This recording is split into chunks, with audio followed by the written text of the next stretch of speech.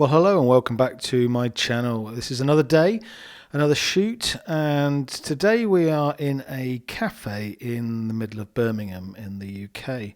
So this is a 3-camera shoot. I will be using my FX6, FS7 and FS5 on this particular shoot. This is a Sumo 19 monitor from Atimos. This is a fantastic bit of kit. Enables me to put all 3 camera angles in and be able to see all of the shots on the same monitor, so I can judge color, balance, everything like that. It also records all of the ISO feeds from each camera. We had about 2 hours set up from when we arrived on this particular location. The first thing we had to do was to move all the tables and chairs out of the space and create that little set there. So you see all the spare stuff is pushed over to the side there. So this is the FX6. This is clearly the best of the 3 cameras, and that's getting a single. And this is the FS7 Mark II. It's also going to be shooting a single. And then we have the FS5 back here on a wide 2-shot with a 50mm lens on the front, getting the wide shot. So this is Matt. Matt is my camera assistant on this shoot. It's the first time Matt's worked camera for me, so I think he was excited, slightly nervous, but he did really well, and it was great to have him working on this job with me. Okay, so we've got a voiceover recording to do today. Just waiting for everybody to arrive. We've got Simon, sound recordist, Nick, the voiceover artist, and Steve, the director. This is my edit facility. So what we're going to do, we're going to record in my little studio space, which is through here. Welcome to Edit 2. Don't use this much these days, really. But there's a little studio space here where we're going to do some recording later today. This was an interesting project to work on because we had shot and edited this film about 3 years ago, and the client came back and had just a very few changes they wanted to make. So we got Nick, who was the original presenter on the shoot, into our little studio space and recorded the lines. This is Simon.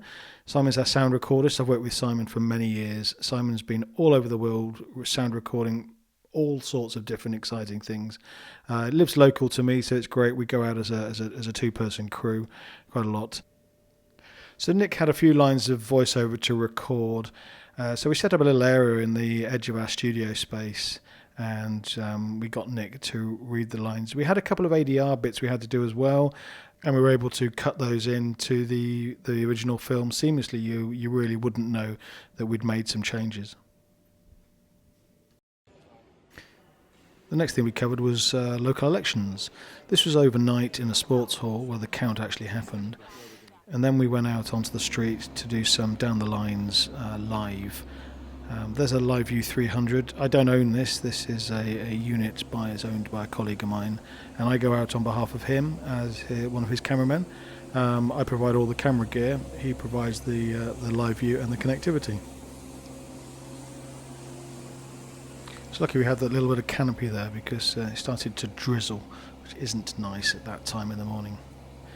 So using the ENG camera kit, this is a 350, an XD Cam 350, fantastic bit of kit.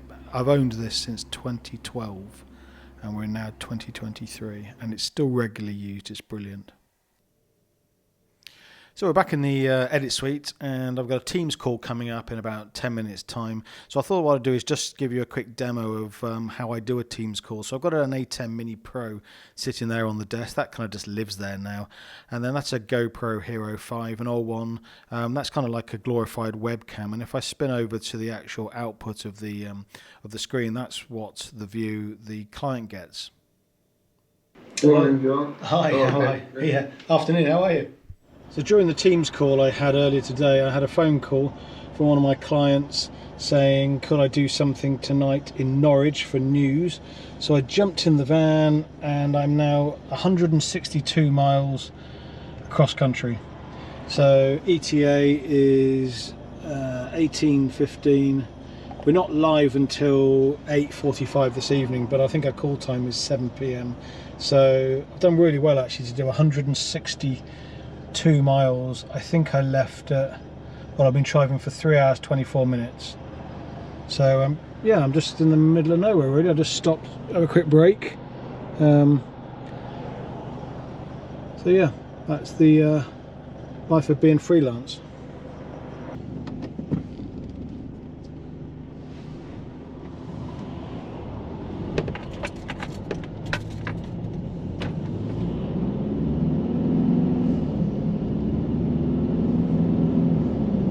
We're going to get there about 20 past 6, so I've got plenty of time, which is good.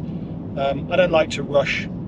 I'd rather just leave and get somewhere an hour early and sit in the van and have a cup of coffee and just relax rather than rushing somewhere.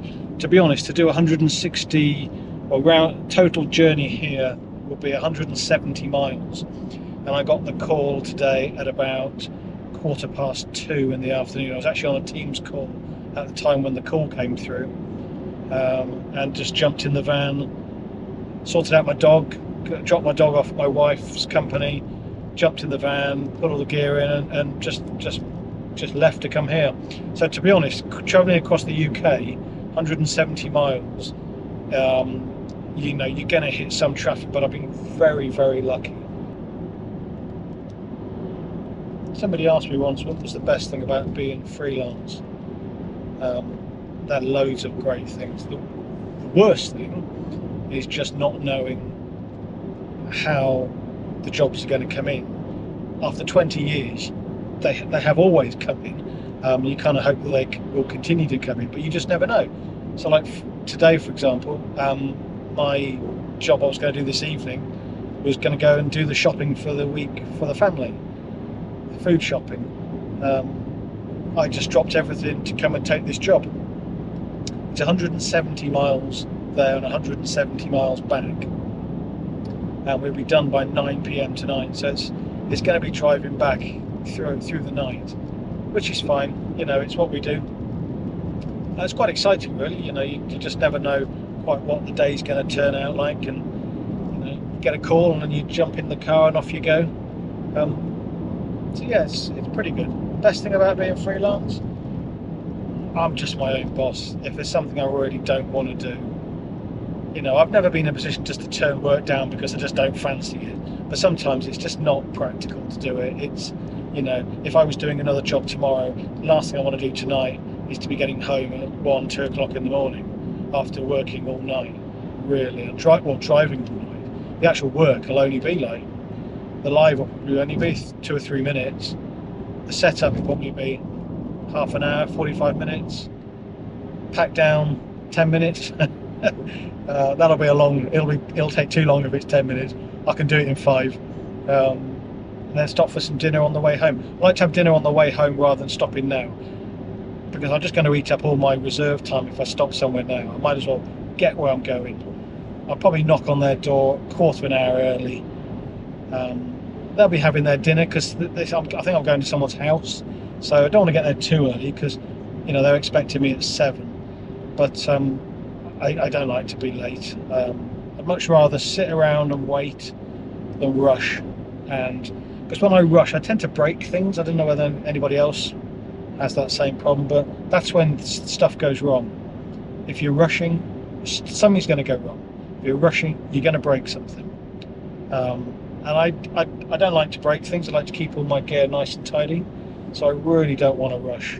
So my kids have always taken the mickey out of me for being always an hour early to places. But you know, if you're doing this like a CEO of a large company, you can't turn up late.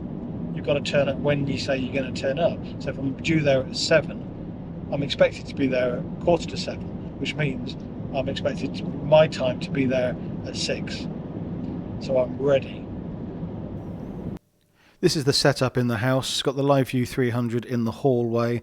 I'm plugged in via Ethernet to the router and running a BNC lead into the back of the camera for the picture. This was about an hour before we were due to go live, and my subject is sat in position ready. She was happy just to sit there. She's listening through the earpiece as to the program output as the show started, and she was happy to sit there. We had a cup of tea, we had a chat, and it all went really well. Listen, thanks for watching, and I look forward to seeing you all on the next one.